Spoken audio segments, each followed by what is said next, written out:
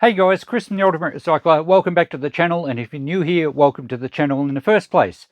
This video is going to be perhaps the start of another playlist. I think I will do a playlist on this, and it's just something that I'll squeeze in when I have interesting stuff to share.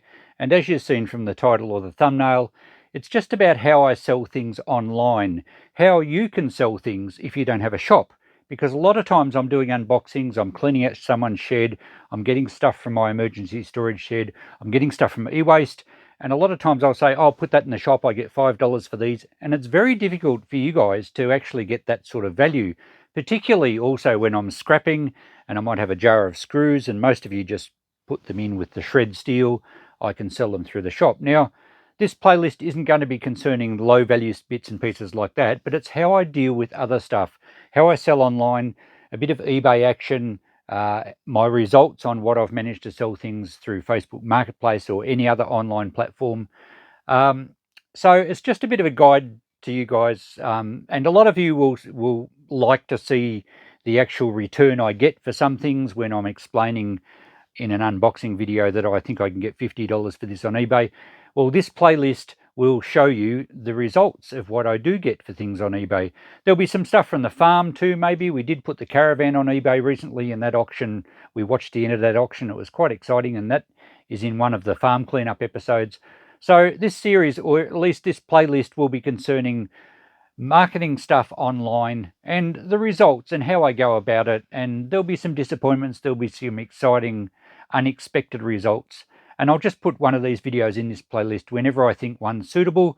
The videos will also probably show in other playlists, like if I'm doing an unboxing from the emergency storage shed, I'll probably put this video in that playlist as well, or one from this series. So I hope you enjoy this. I hope you find it interesting, and it will be, I guess, educational, especially to those that have never done eBay work or have never tried to sell anything online. There's all sorts of dramas involved sometimes, and sometimes it's a fail. People often let you down on Facebook Marketplace. eBay is generally a bit more reliable, but there can be issues. So we'll share all those on this playlist. And as far as this video goes, I'm not going to call it part one, but I'll just say as an introduction video, I've got a couple of things, or one on eBay at the moment, and a couple I'm going to put on that I've found in recent unboxings. So I'll show you what I've got online now. This is one item I've just listed on eBay, and I've listed it as a buy it now. Now, this is something I didn't get in a deal. I didn't get out fossicking or treasure hunting. I actually bought a brand new phone recently, a Samsung Galaxy S24 Ultra, and with it, they actually had a promotion where you get a smartwatch as well. Now, I don't use a smartwatch. I don't even wear a normal watch. This wrist, I think, goes on your left. I haven't worn a watch for about 30 years. I don't want a smartwatch. I thought, well, it's brand new. I'm not going to open the packet. It's still sealed. They retail at about $699. So I've thrown it on eBay for, I think, buy it now, $450. Doesn't have a bid at the moment, but I'll show you the listing, and it'll just be interesting to see if I can get $450 back on basically a free bonus when I bought my new phone. And I've got a few other things that have been on eBay for quite some time. I'll show you my page. So here's my eBay active page, and if you want to follow my eBay listings, I do have a link on my About tab, I think, somewhere. If you can't find it, well, join the Ultimate Recycler Facebook group, and I'll share things there.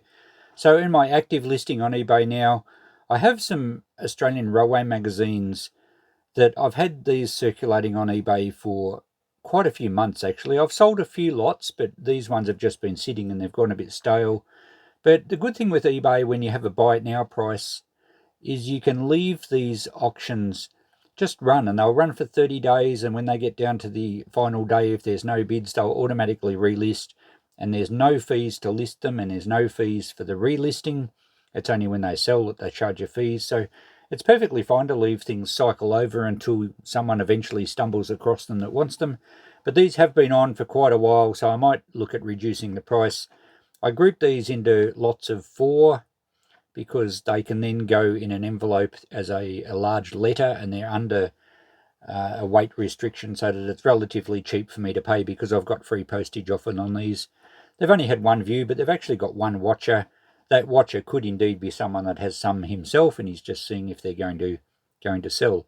So not very exciting, all this. There's some 12 issues here of Railway Historical Society bulletins back in the 1980s, and they're just small leaflet type booklets, so I can still get 12 in an envelope. So I've listed them at 35 and I pay the postage.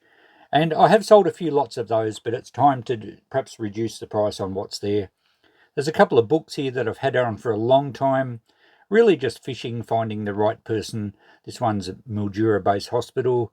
It's quite a large book, but I have got free postage. Buy it now, $35. Look, it's in the shop as well. I just threw it on at one stage when I was having a bit of a run on getting things on eBay, and I want to get back to that now, and that's why I thought I'd film it all. Another one here, Obstacle Race. It's actually signed by Kathy Freeman, I think. I've got $40 on that. Buy it now, and I've added buyer pays postage because it's quite a heavy book, but I will certainly have to reevaluate that one. It hasn't sold. It's in the shop, I think, for $40, but it hasn't sold either. Here's the watch I've put on, $450. Buy it now.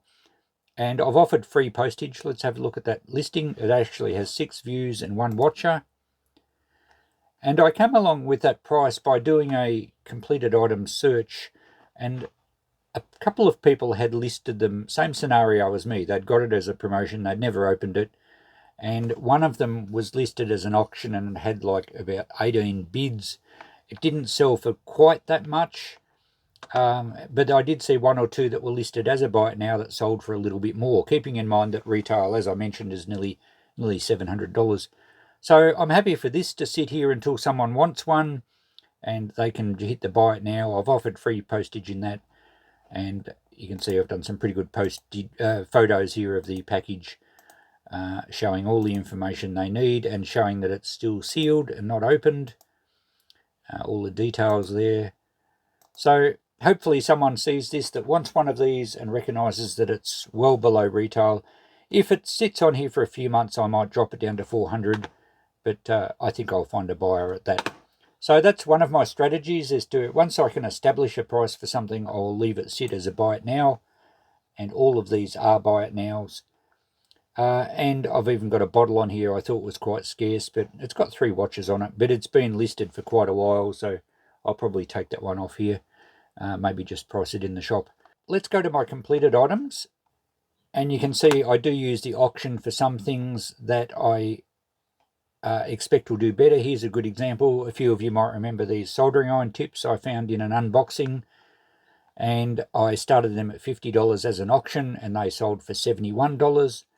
Another good example was these Uniden handheld UHF radios. I think I started them at 100. They went for 112.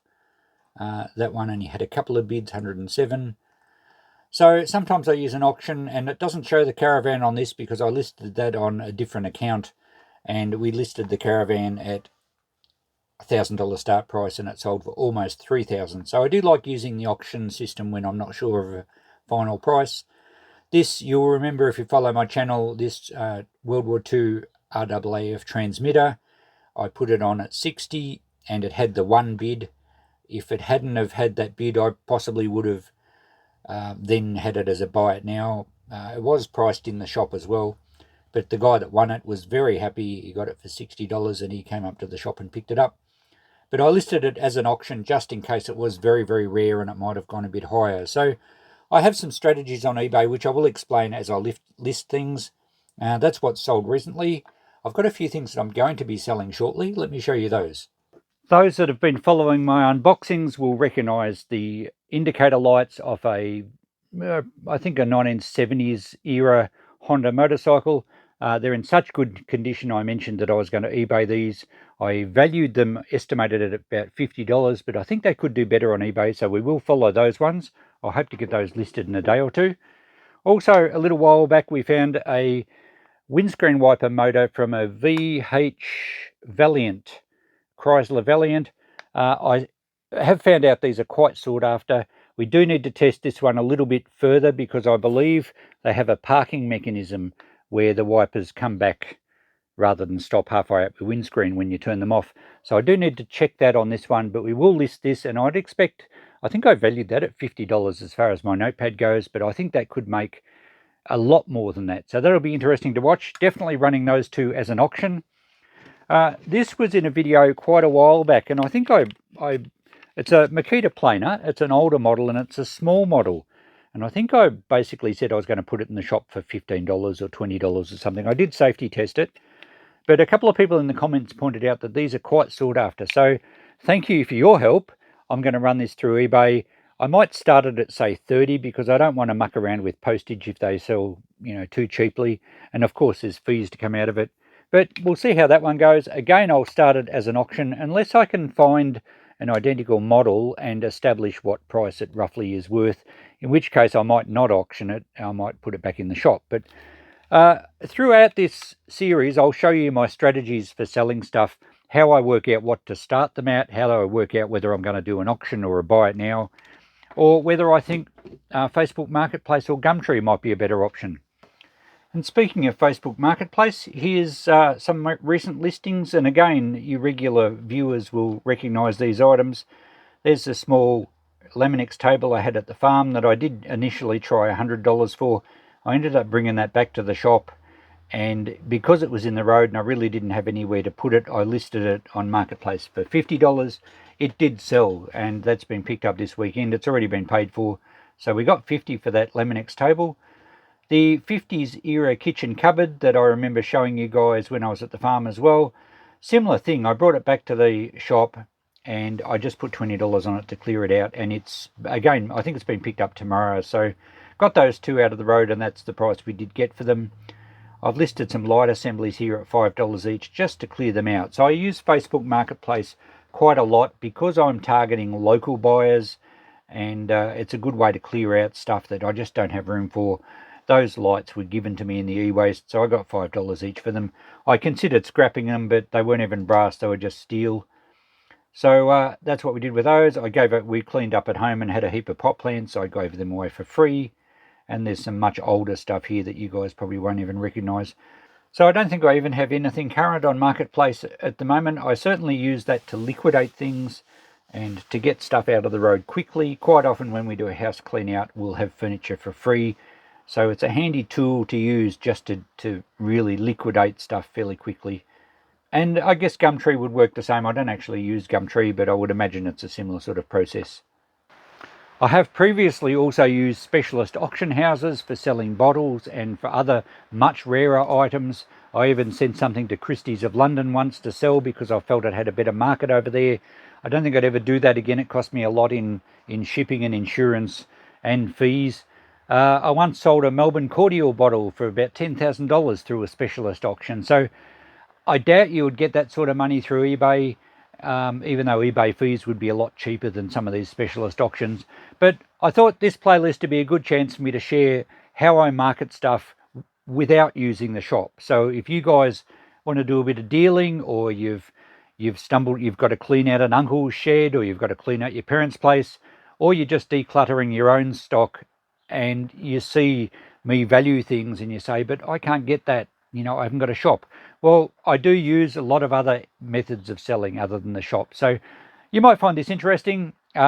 Leave a comment underneath what you think of this.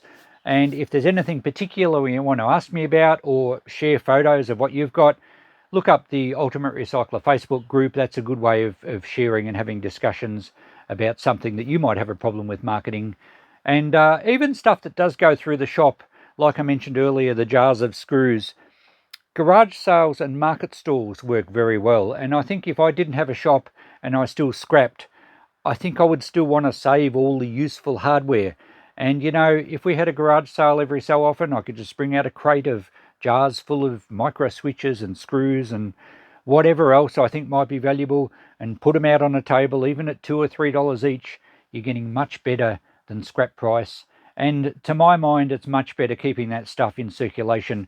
People are going to use it better than just sending it to be melted down for scrap, or things like micro switches probably just end up in the e-waste, and a lot of that might even end up in landfill. So keep that in mind. But this playlist will be more probably about eBay, what I put on eBay and how it goes, what I put on Marketplace and what I use that for, different strategies for selling online.